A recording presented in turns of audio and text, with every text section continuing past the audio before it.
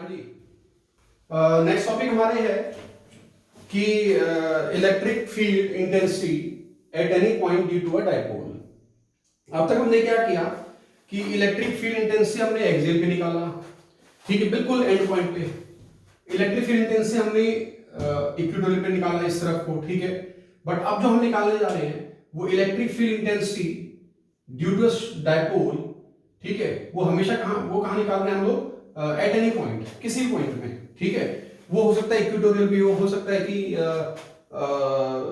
Axial भी हो। इसका मतलब हम जो अब निकालने जा रहे हैं वो जनरल फॉर्मूला निकालने जा रहे हैं, जनरल, कि हर किसी पे एप्लीकेबल हो सकता है, ठीक है। तो उसके लिए हमने क्या करा, एक मैंने आपको पहले कहा था कि माइनस क्यू इस तरफ रखना है, प्लस क्यू इस तरफ रखना है।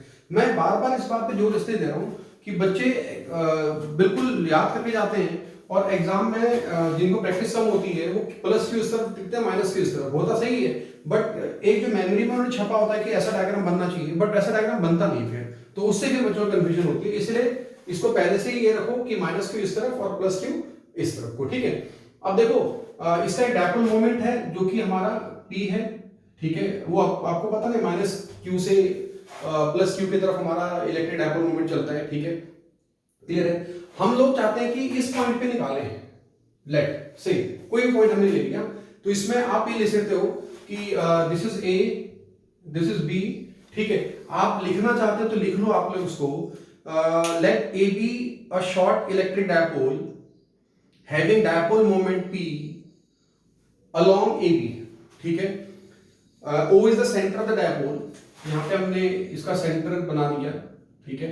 O is the centre of dipole जिसकी लेंथ A और A है यहाँ पे, क्योंकि डायपोल की लेंथ 2A होती है तो सेंटर पे हमारा A और A हो जाएगा, ठीक है।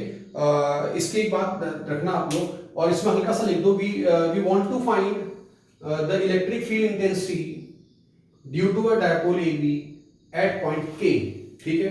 तो ये पॉइंट K मान लो, और ऑब्वियसली बात है हम यहाँ पे +1 कूलम का चार्ज रखेंगे ताकि एज ए टेस्ट चार्ज हमने रख दिया, ना भी दिखाओ तब भी चलता है, कोई दिक्कत नहीं, अंडरस्टूड होता है कि यहाँ पे +1 कूलम का चार्ज होगा, ठीक है।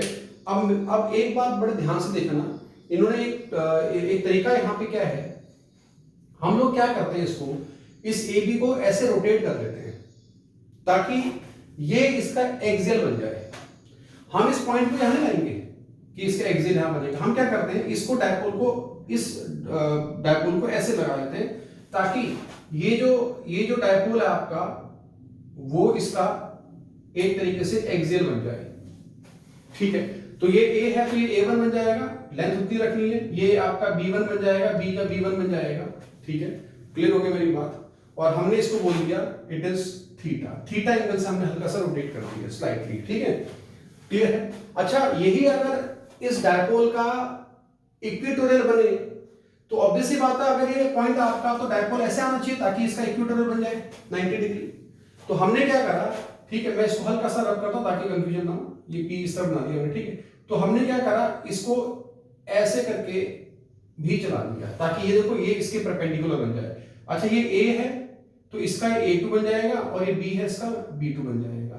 हमने दिमाग में ये रखना है कि देखो A2, ये A2 आपका नेगेटिव इंडिकेट करता है, B2 आपका पॉजिटिव, A1 आपका नेगेटिव इंडिकेट करता है, B1 आपका पॉजिटिव, ठीक है। हो गई मेरी बात क्लियर?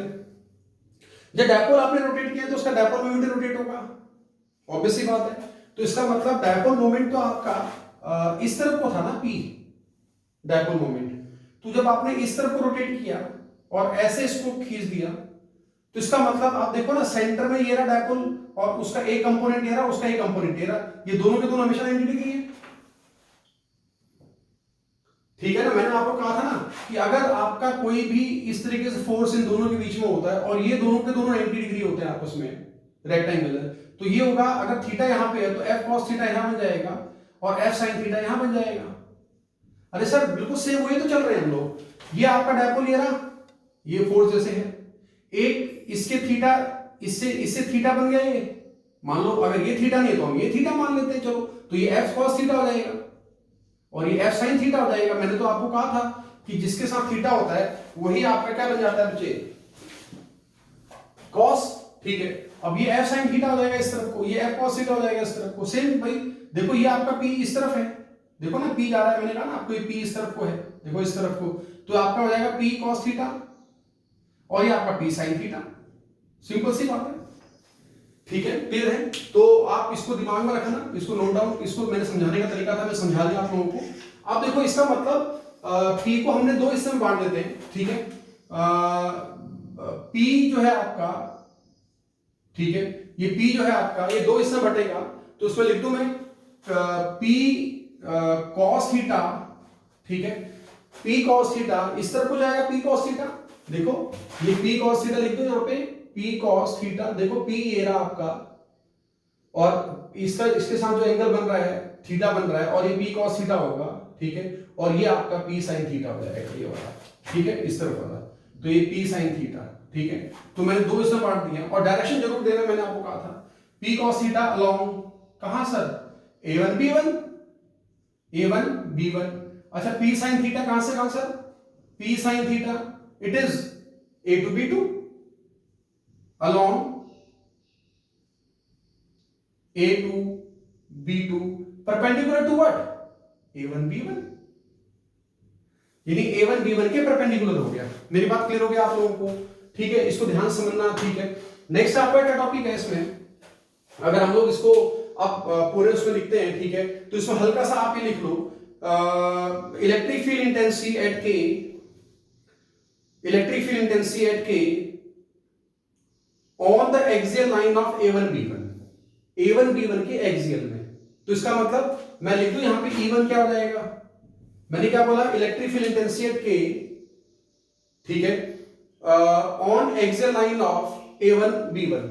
तो a1 b1 के एक्सियल लाइन का फॉर्मूला आपको पता है 2p 4 पाई, अच्छा यहां पे p क्या है, यहां पे p क्या है बच्चे, p cos थीटा है, तो यहां पे p की जगह में p cos थीटा लिख देता हूं 4 पाई एप्सिलॉन नॉट, ठीक है, 4 पाई एप्सिलॉन नॉट, और डिस्टेंस और फॉर्मूला क्या था आपका r क्यूब, r स्क्वायर मत लिख देना, it is r cube, it is along, मैंने आपको पहले कहा था ये इस जगह पे देखो, यहां से हम कहीं ना कहीं इसकी वैल्यू यहां पे पॉइंट आउट कर रहे हैं, तो सर इसकी कोई ना कोई मैग्नीट्यूड भी होगा, तो मैं यहां पे ये पॉइंट आपका k है, जैसे मैंने यहां लिखा, तो ये पॉइंट आप यहां से लेके यहां तक चला है, ये l मान लिया, तो मैं लिख दूं represented by kl and along, इसकी जो डायरेक्शन है अलोंग o k, o से k की तरफ को, ठीक है, अलोंग o k, क्लियर है, ठीक है। नेक्स्ट देखो आप लोग सिमिलरली E2 जो है आपका, इसके बारे में लिख लो पहले आप लोग, ठीक, electric field intensity eight k on equatorial line of a to b2,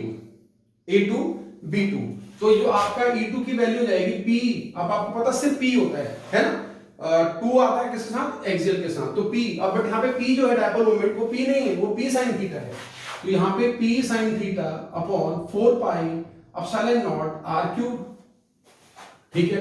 अच्छा एक बात बताओ, मैंने आपको पहले कहा था बहुत, मैंने हालांकि ये स्टार्टिंग से आपको मैं दिमाग में डालता जा गया हूं, अगर माइनस क्यू था ये प्लस क्यू था, जो इक्वेटोरियल लाइन पे जो हमारा डायपोल मोमेंट निकलता था वो नेट रिजल्टेंट इस तरफ निकलता था कि नहीं निकलता था, यानी इसके पहले निकलता था कि नहीं निकलता था, पॉजिटिव से नेगेटिव चलता था कि नहीं चलता था, है कि नहीं, तो इसमें बताओ ना मेरे को कहां होगा, यहाँ पे, तो इसका मतलब ये नेगेटिव मैंने कहा था आपको नेगेटिव का, ये आपका पॉजिटिव है, तो पॉजिटिव से नेगेटिव इस तरफ, यानी इस तरफ देखो, इस तरफ जाएगा ना पॉजिटिव से नेगेटिव, और पैरेलल, पॉजिटिव से नेगेटिव पैरेलल इस तरफ को, तो इसका मतलब इसका पैरेलल मैं ऐसे बना दूं, इसका पैरेलल मैं ऐसे बना दूं, और एक चीज छोटी सी इसमें मिस्टेक हो रही है, ये हो रही है कि एक्सियल लाइन हमेशा डबल होता था इक्वेटोरियल लाइन के इलेक्ट्रिक फील्ड इंटेंसिटी, तो बच्चों इसको डबल बनाना इसके मुकाबले, ये रहा, ठीक है, बिल्कुल हर एक चीज हम उससे चल रहे हैं, नॉलेज से चल रहे हैं, हर एक चीज अपने जो हमें पढ़ रहे हैं उस हिसाब से चल रहे हैं, और इसको इसने किससे रिप्रेजेंट किया है, m से, ठीक है, it is represented by m, ठीक है, क्लियर हो गया। अब जिस पॉइंट पे आपको पता है वेक्टर में दो, एक ही पॉइंट पे अगर दो डायरेक्शन चल रही होती तो हमें एक बनाना पड़ता है उसको, तो उसके लिए एक तरीका है पैरेललोग्राम लॉ, तो हम लोग क्या करते हैं, इसके पैरेलल ड्रॉ करो, ये इसके पैरेलल ड्रॉ करो, ये इसके भी एरो बनाओ, ठीक है, और जो इसका जो डायगोनल होगा that will be the resultant electric field intensity at k due to a dipole at any point, ठीक है।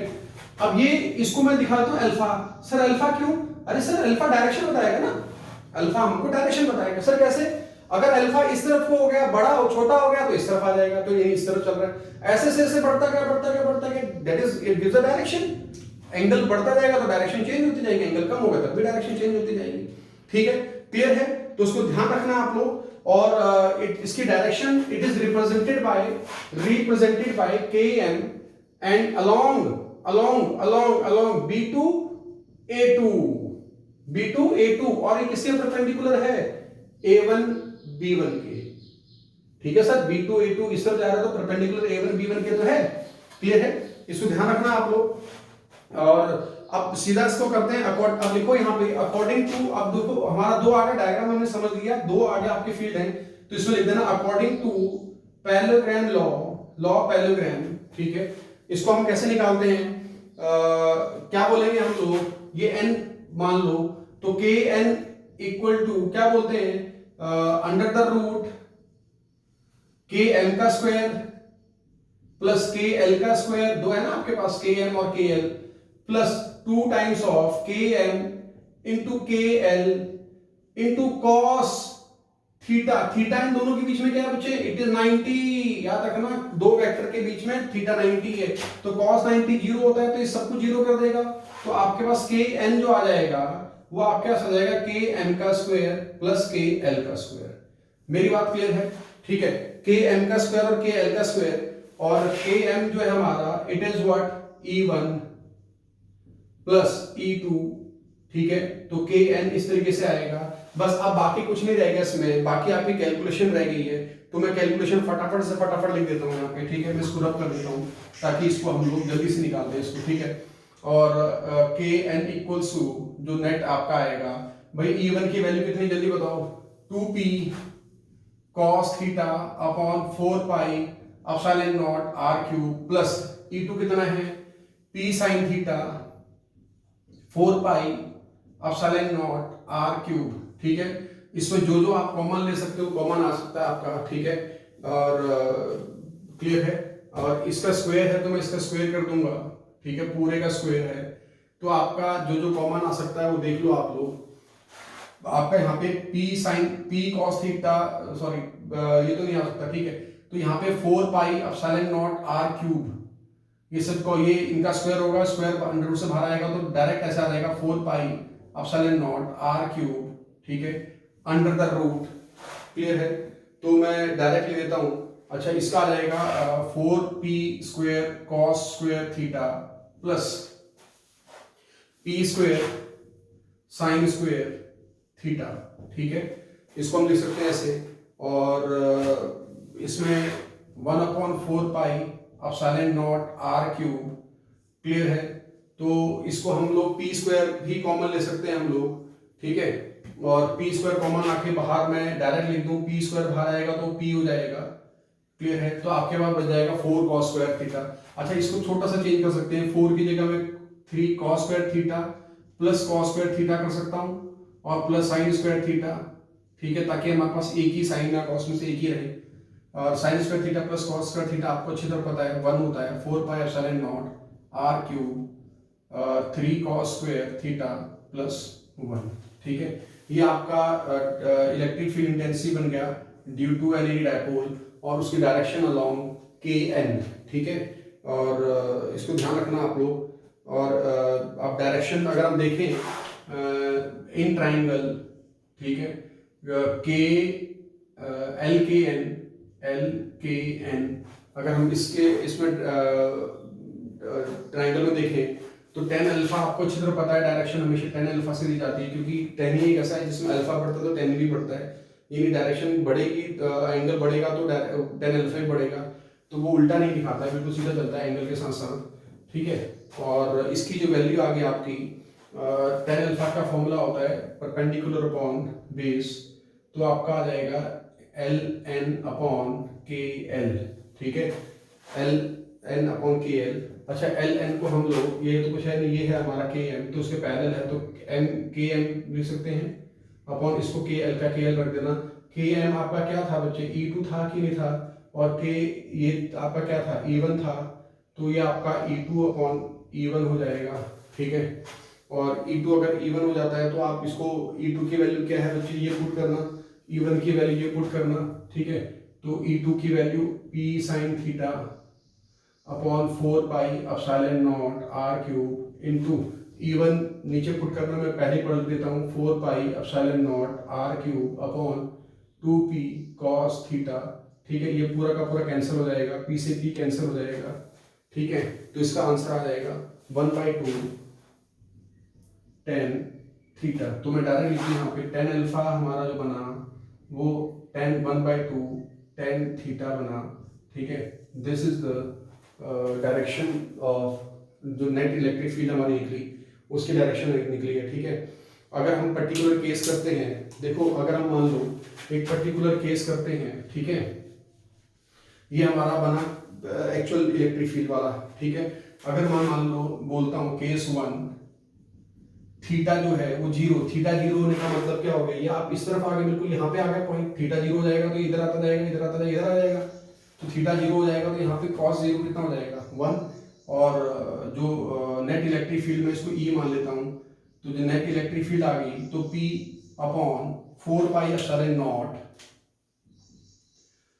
4 pi epsilon nought R cube, और यहाँ पे लिख दूंगा मैं ये 1 आ जाएगा, cos 0 1 हो जाएगा, 3 और प्लस 1 4, ये 2 आ जाएगा।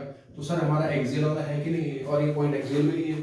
उसी तरीके से अगर मैं केस 2 लिख देता हूँ, ठीक है, जब थीटा आपका 90 डिग्री हो जाता है तो ई जो है आपका ये 90 हो जाएगा, cos 90 जीरो होता है, और ये 1 हो जाएगा तो रूट का 1 ही होता है, ठीक है। तो आपका आ जाएगा पी अपॉन 4 पाई, ठीक है, एप्सिलॉन नॉट आर क्यूब। तो ये हमारा इक्वेटोरियल का हो गया सेम, ठीक है। तो एक्सियल भी इसी से निकल सकता था, इक्वेटोरियल भी इसी से निकल सकता था। हालांकि इसको पहले करना चाहिए था, उसको उनको बाद में लगता है, बट ऐसा नहीं है। अगर ये कर लेते तो शायद आप वो करते ही ना, ठीक है। तो ये हमारा टोटल कहीं पर भी निकलता है। कोई बच्चा कहेगा भाई इधर, वो सेम बात है ना, चाहे इसके इस तरफ हो चाहे इस तरफ, बात वही है, ठीक है। और नेट इलेक्ट्रिक फील्ड की जो डायरेक्शन हमारी निकली है वो अल्फा देगा, दैट इज tan अल्फा देगा, ठीक है। दिस इज होल अबाउट, ठीक है, this whole about what electric field intensity to a dipole, ठीक है, at any point. This is general formula.